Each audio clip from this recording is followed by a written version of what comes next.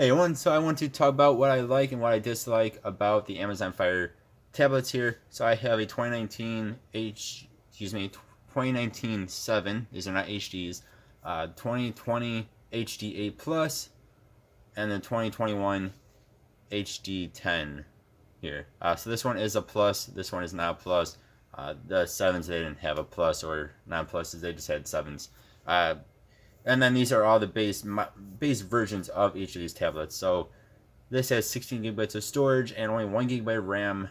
That is something. This has actually 3 gigabytes of RAM and 32 gigabytes of storage. And this guy here also has 3 gigabytes of RAM and 32 gigabytes of storage. With the 2020 HD8, if you were to just get the 8, not the Plus, you only get 2 gigabytes of RAM, and I highly recommend you get the Plus. It's just like $20 more. Get the Plus version of that. And I wish I would have got the Plus version of the 10, as that comes with 4 gigabytes of RAM for I think $30 more. First, let's get into what I like here. First is that price tag. The price tag is excellent. Here in the US, this is $50. This is $110 for the Plus version. I believe the non-Plus version is like $20 cheaper. Again, I'd go with the Plus version. And then this is $150, whereas the Plus version is $180. Again, personally, if I were to redo it again, I would get the Plus version of the 10 as well. The extra gigabyte of RAM, amongst a few other things, is worth the extra $30 or so. So price tags for these size of tablets is amazing. They're really good prices. Other tablets in the same price range of each of these for the same size tablet, these are going to be pretty much one of your better bets. You'll be spending a bit more money. In some cases, you get a worse tablet than what these guys are. So price tag, and then for that price tag, they are very good tablets. Next is their displays. So this is, I believe it's 480. This is 720. This is 1080 resolutions here. So this is full HD. That is HD, and that is not HD. But even so, being a 7-inch display, it's not HD, it's still very good. I mean, the color reproduction on all these, I think, is very good. Again, especially when you're looking at that price tag, that price point. Again, even on the $50 one, I think the colors are just very good. I mean, the reds are nice and red, the blues are blue, greens, blacks are decently black. I think the displays are very good. Again, especially when you're looking at that price. Yes, of course, other tablets out there do have better displays, but you'll also be paying more money for them. Yeah. Another thing I like about these tablets are their speakers. The 7 only has one speaker, whereas the 8 and the 10 both have dual speakers. They are on top here. And then this one, I cannot remember exactly where it is. Yeah, it's only on the one side. It's right there. The other side does not have it. But even so, for being a 7-inch display, 7-inch tablet, only have one speaker. It actually sounds pretty good. These guys are definitely better, with the 10 being the best.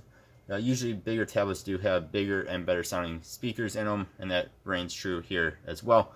But again, with that said, they all sound good. This is probably going to be the worst. Of course, only has one speaker. This would be better. This would be the best. This sounds really good, but does not get very loud. So if you're always in a noisy environment or something, you'll probably have to use headphones, which is another thing I like, is these all have headphone jacks. But then this one is going to be the loudest and the best sounding. But again, all of them sound good for the size of the tablets that they are. And then, like I glanced over there, they all have headphone jacks. So it's right there on the 7, and right here on the 8. And I turned it off on accident there. And on the 10, you can see it's right there. So that is good. Personally, I don't really use headphones with these tablets anyway, as again, their speakers are good enough for me, and I'm not usually in a noisy environment. But if you are, you do have headphone jacks, which is cool. Another thing that, excluding this guy, that's cool, is these both have USB Type-C to at least charge them.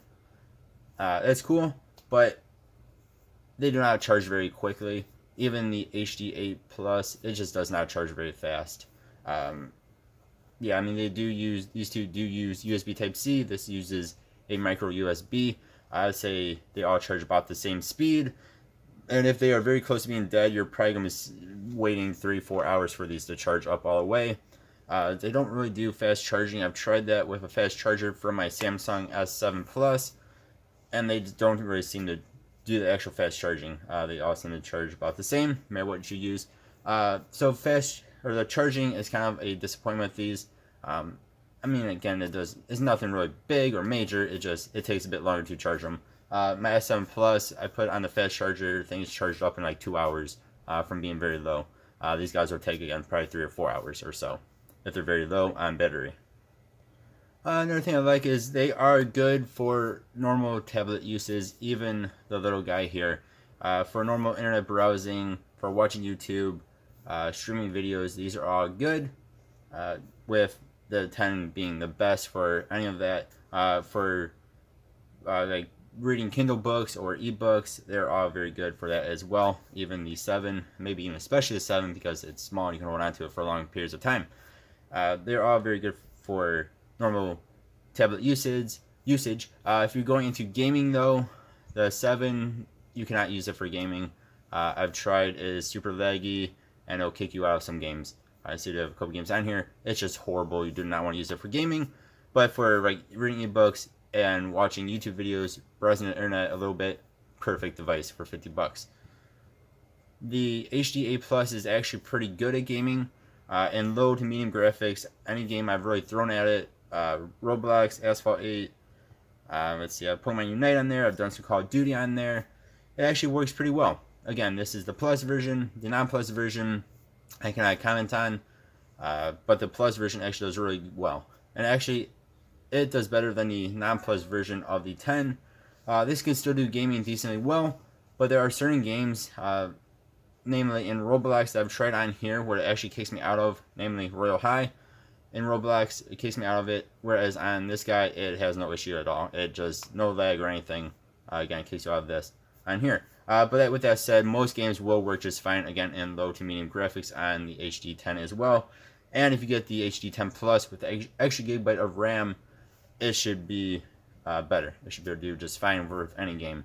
But it's kind of weird, because both of these have 3 gigabytes of RAM, and yet the HD8 Plus actually games a little bit better than the non-Plus version of the 10. Getting to a couple more quick dislikes here, as this video is kind of dragging on. One thing I do not like about this, I'm sure a lot of people do not either, as you can see, you have a lot of bloatware on here. Some of you have all this stuff up until my Play Store.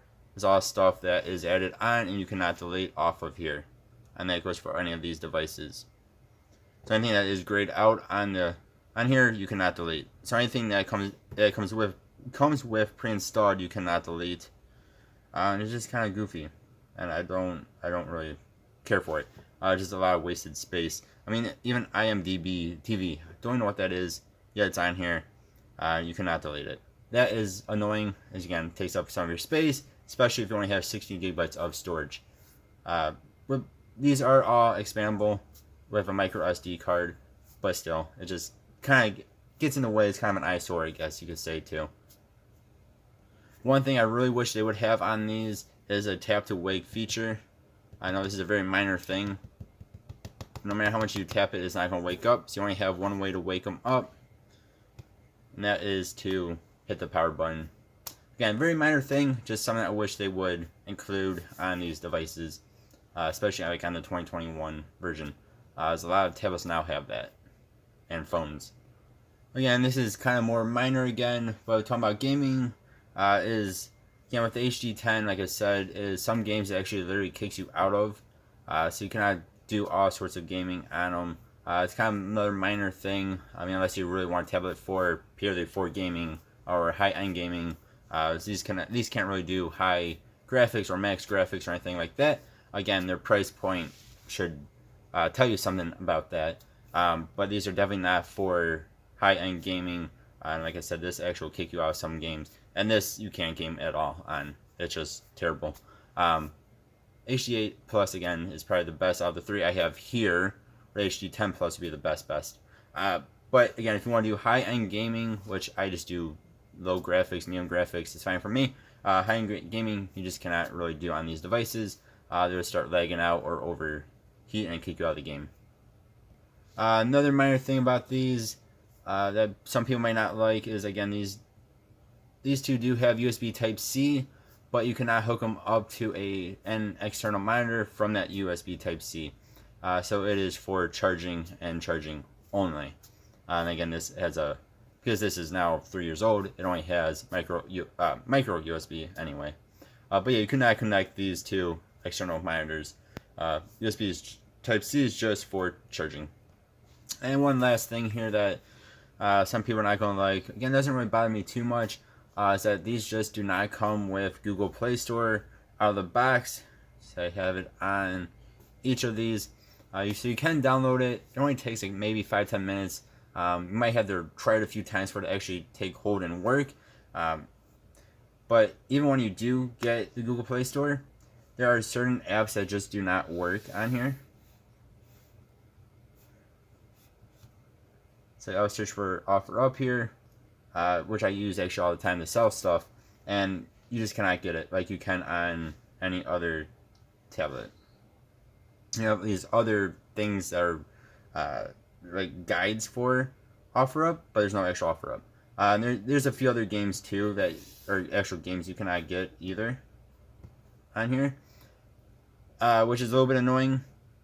And I really do wish they would just include Google Play Store from the get-go. They want you to use the Amazon App Store, which is just not good. There's not even a YouTube app on it. So that's one more thing here. But again, you can download it as you see here. So, yeah, you guys let me know what you think. I really do like these tablets. Again, for their price tags, I think they are excellent. If I could only have one, I would get the HD 10 Plus. Spend $180. If that's a little bit too much money for you guys, I would go with the HD 8 Plus. I would not go any lower than the HD 8 Plus though, unless you just need a tablet for ebook reading.